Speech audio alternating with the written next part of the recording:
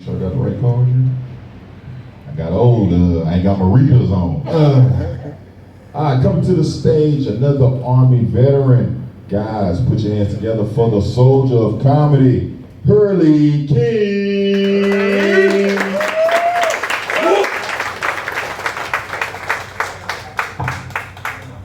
What's up, what's up, what's up? Y'all doing all right? Good, good. I didn't think I was gonna make it here in time tonight not because I'm black and we don't know here in time, but it's the fact that this little old lady, she was driving in the fast lane doing 40 miles per hour. It could have been one of you, you know what I'm saying? But the truck was backed up so much, I thought that I was in a parade. People honking their horn, I'm waving. You know, as they passed her, they was flipping her off and cursing her out. This one guy put out a gun. Finally, I said, Grandma, can we please move over to the right lane before somebody shoots us? Speaking of grandmas, I just went to visit my 95-year-old grandmother the other day. I hadn't seen her in 4 years. She had a sign on her door that said, watch your step, but I didn't pay any attention. When she came to the door, I gave her a hug. I squeezed her so tight, she started kicking and screaming, get off me, get off me, get off me, with an attitude. So I backed up off and apologized to her. I said, I'm sorry, Grandma. Did I squeeze you too tight? She said, no, you idiot, you were stepping on my nipples.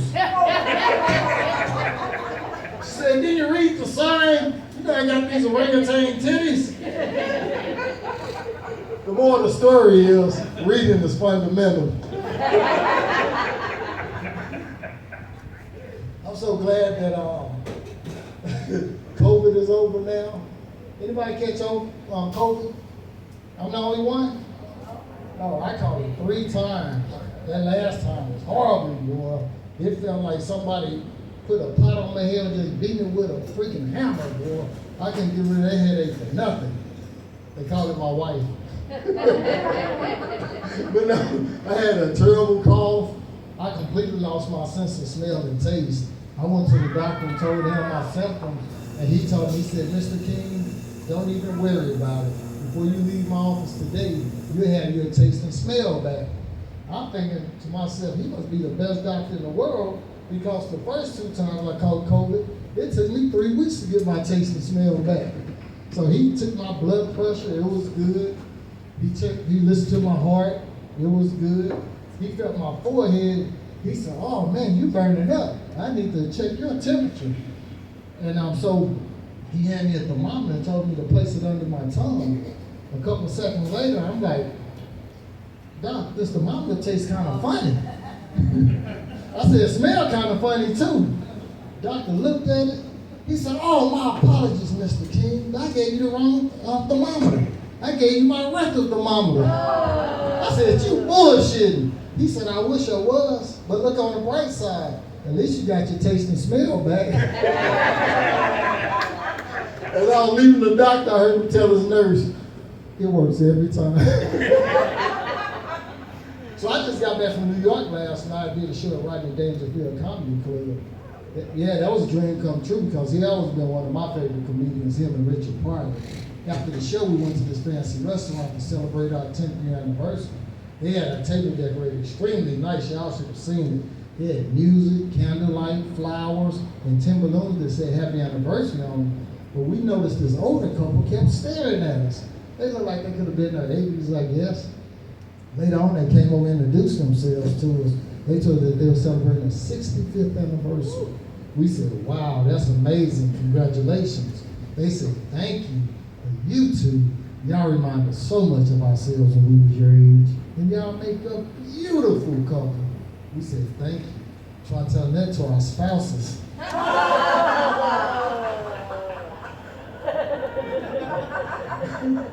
Speaking of spouses, after 36 years of marriage, I'm finally starting to rub off on mine.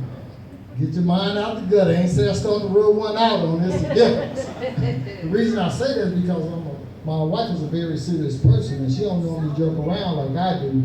But the other day, I was trying to fabricate a piece of material to go inside my suit coat pocket, and I told my wife, I said, I need to find something black and hard to go behind this piece of material. She said, good luck with that. Hell, I've been trying to find something black and hard for 35 years.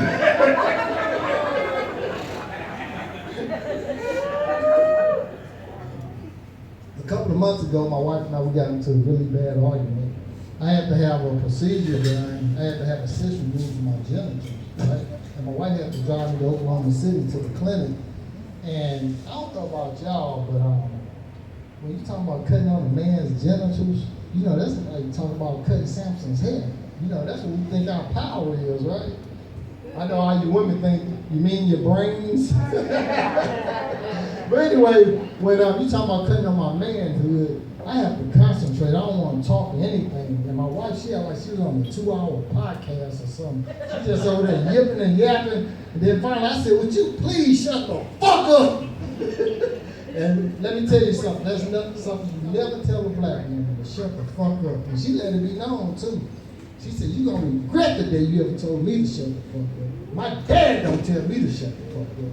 I said, okay, well, let me regret it tomorrow, but right now, shut the fuck up! And so, needless to say, the last 20 minutes of the drive, we were so quiet, you hear a church mouse pissing on cotton, right? We got to the clinic. They moved me to the prep room. They put IVs in me. The doctor came in with his clipboard. He said, Mr. King, Hurley King, you here to have a cyst removed from your genitals? Now, me being a comedian, I couldn't pass up the opportunity, right? I said, no, that's not my name. He said, well, what's your name? I said, my name is Tyrese Johnson.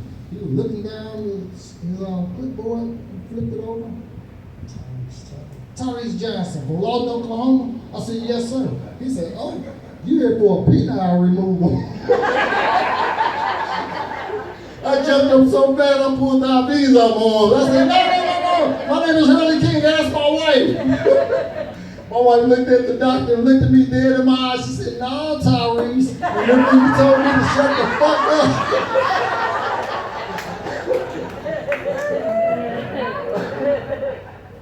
So my son called his mom for Mother's Day, right? She was asleep, so I answered the phone. I said, hello? He said, you ain't my mama. I said, I know it. I ain't your daddy either.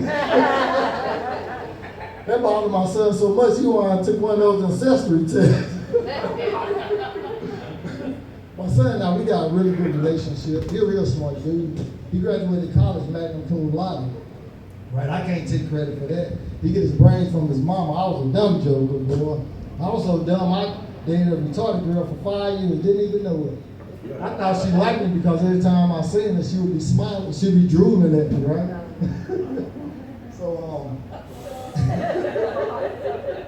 you got it.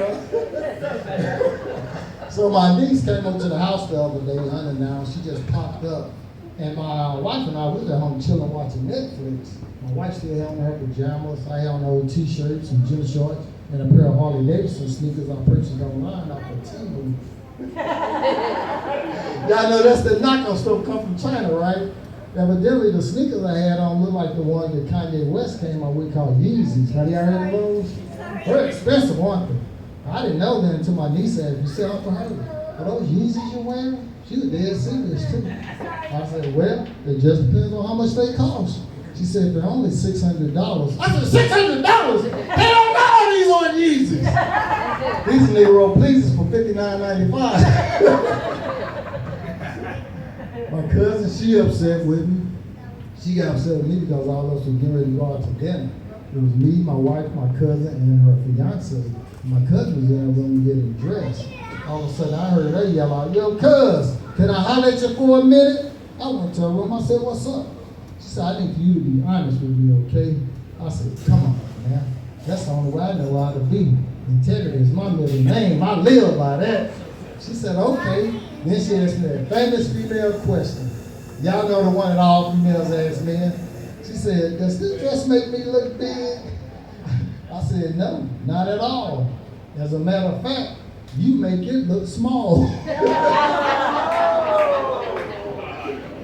I haven't seen or heard from her since. So I went on a riverboat cruise last year. I think I'm going another. Anybody been on a riverboat? I'm the only one? Man, they are fun, aren't they? Yeah, the boat I was on was full to capacity. There was about 50 people on board. I was the only black person on there. I told the captain, I said, whatever you do, please don't let nothing happen to this boat. It wasn't that I was scared I'd get my hair wet, obviously. But that's the fact I know how black people are. We'll watch the news and be like, that's what his ass get. He ain't had no business on that boat with all them white people, no way. You know they're doing white people shit.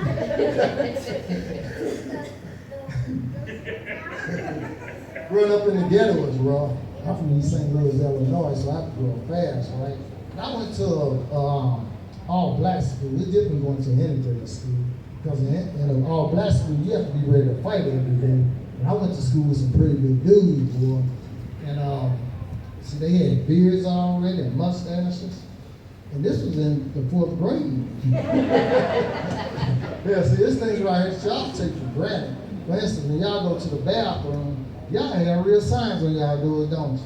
We didn't have that. Somebody wrote ours in with a permanent marker. They misspelled words, you didn't know which door to go in. I remember one time when I was in the 5th grade, I ended up going in the mop closet. There was 2 dudes in there shooting dice. One dude said, close the door, you little nappy-headed motherfucker, before you get us busted. You get us busted, I'll kick your little ass. And that was the principal. I guess he would lead by example, right? But see, y'all don't have those kind of problems because y'all signs clearly say men, women, and others, or guys, gals, and others. Not ours. I said pimps, hoes, and tricks. Please don't leave me, honey. So when I was a drill sergeant, drill's a whore. When I was a drill sergeant, I used to love playing tricks on the new recruits, right? I remember one time we was at the gun range, and we had just got through qualifying the soldiers on their weapons. We was waiting on transportation to come pick us up and take us back to the barracks, right? But they called and told us they was running about 45 minutes late because one of the vehicles broke down. So I said, okay, no problem, I'll pass time if I mess with the private. So I told him, I said, private, I got bad news. I said, we missing 30 rounds of ammunition, and if we don't find it, I have to call the MP so they can lock down the base. They're not gonna let anybody on or off the base. Then we have to do a cavity search on each and every one of them. I said, you see this building behind me? We're gonna take them there one at a time. You're gonna strip stark naked. You're gonna bend over, spread your butt cheeks apart, and we're gonna run a hand between your butt cheeks like a credit card. I said, but before we go through all that, I'll give you 10 minutes to find the ammo. Time starts now. Go! Probably taking out their catalog and shaking them out. They're checking the pockets on their uniform like they're looking for a cigarette or some money. I said, private, 5 minutes has elapsed. You have 5 minutes remaining. Now the private starting to get antsy, right? And you can hear them talking. You always had that one private think he could whoop everybody. You know that alpha male?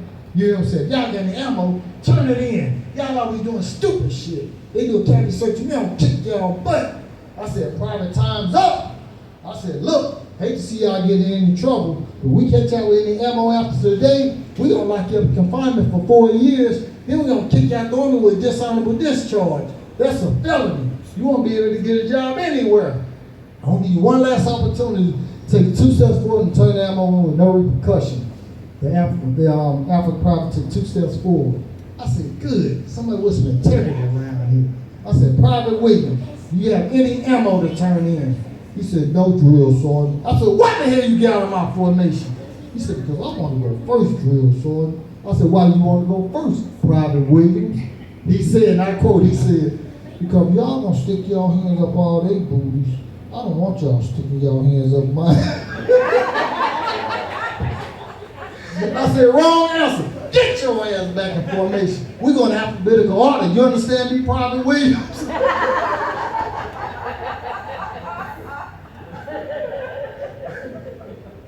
There was another time when all the platoons outside the formation, right? And all the senior drill sergeant was inside having a meeting with the first sergeant. And he told us that he needed 3 volunteers from each platoon to go clean up the PT field because the colonel and the sergeant major was doing the walkthrough. Now, everybody in the military knows you don't volunteer for nothing, am I right? Yeah, even the privates know that. Yeah. So I came up with a bright idea right when I started dribbling the basketball. I said, I'm looking for 3 volunteers to join the unit basketball team. You should have seen the hands flying in the air. I said, I need 3 really good ball handlers. There's one private from New York said, drill sergeant. I was the starting point guard for my high school basketball team in Brooklyn, New York. We won state 3 years in a row. You know what I'm saying, son? I got mad handlers, kid. Can't nobody hold me. Rucker Park, stand up. I said, okay, I see you. You're a true point guard. He said, you already knowing, son. And that was a white dude. This other dude said, drill sergeant, My dad's a high school basketball coach in Tampa, Florida, and I've been playing against high school players since I was knee-high to a grasshopper. I used to take them to the hole then, and I definitely take them to the hole now. I'm like, that'll work. Zelda Pryor, big black Pryor, he about 6'5", 230, talk kind of slow. He said, drill sergeant. I played 2 years of college ball for Texas University. Go Longhorns. I said, good, you three come up here. I said, you see these three right here? They're about to make history. Everybody started clapping and whistling for them and everything. I said, manhandlers, you in charge. I want you, Grasshopper Longhorns, to go inside and grab those rakes and shovels and dribble up and down that PT field and get that trash up.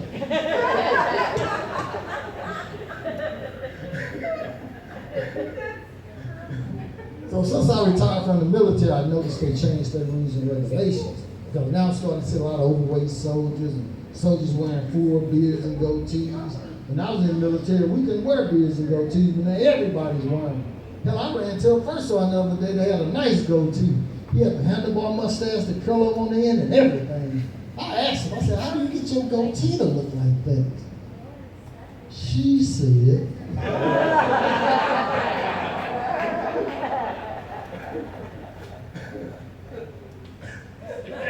you're not crazy, you got my over something. So I never did too much care for school. I only did because of my friends. I'm surprised I made it to the 12th grade because I skipped school a lot. I skipped school so much they gave away my locker. Yeah, I'm not bullshit. And I remember when I first got to the 12th grade, I skipped the first 2 weeks of school. That was the worst mistake I ever made because I dropped out completely. And my mom and dad, they were very disappointed in me. My mom and my dad cried, and I never seen my dad cry for anything. You run him over with a bus, and he wouldn't cry. So that bothered me, and I did like Larry the Cable Guy. I went out and got me a get her done. You know, a GED. Then I got to college, and I went to school for 10 years straight. My parents were so proud of me after that, they paid off all of my tuition, all $84,000. Can y'all believe that? So the least I could do is once I graduated and got my degree certificate was to frame it and to hang it up at that house. That way they'll see it every day. But one day my mom called me. She said, baby, I hate to be the bearer of bad news, but I think the university made a mistake on your degree certificate. I said, what do you mean? She said, well, you know you went to school for 10 years because we paid for it.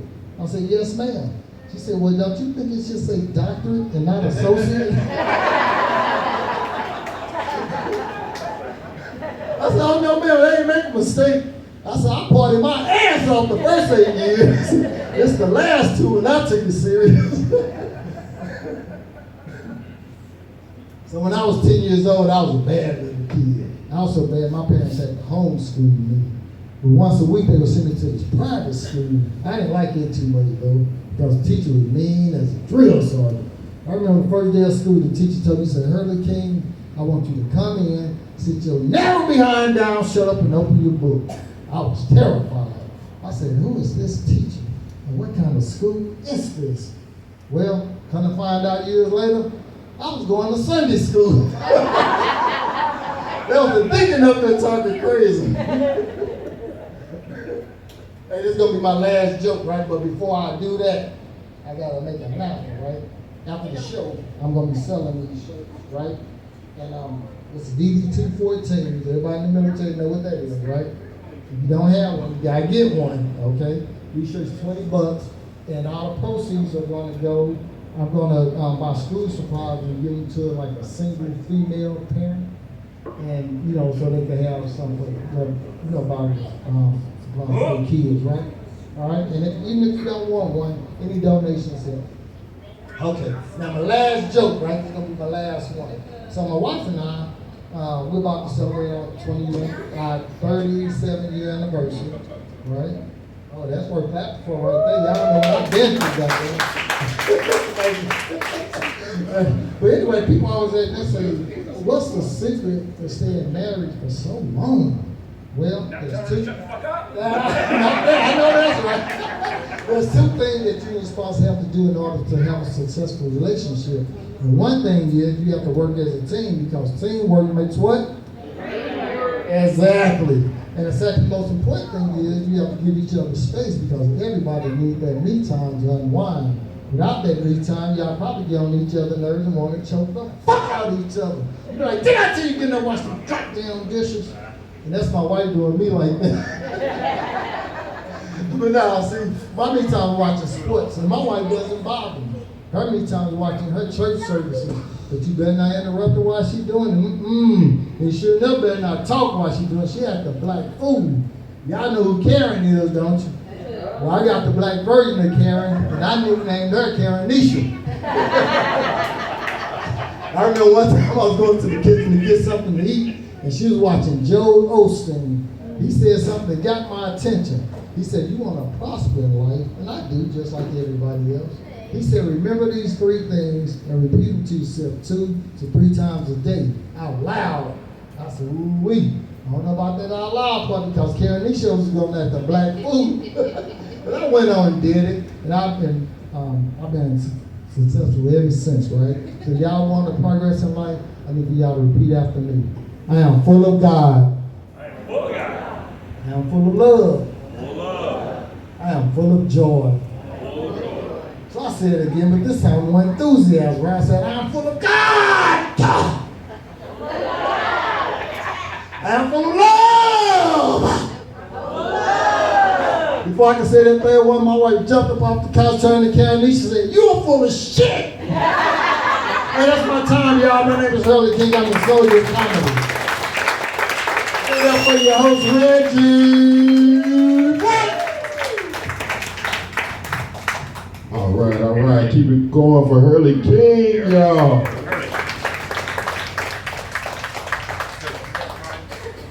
All right, and please give it up for. I thank y'all for coming out here. I ain't gonna make it awkward.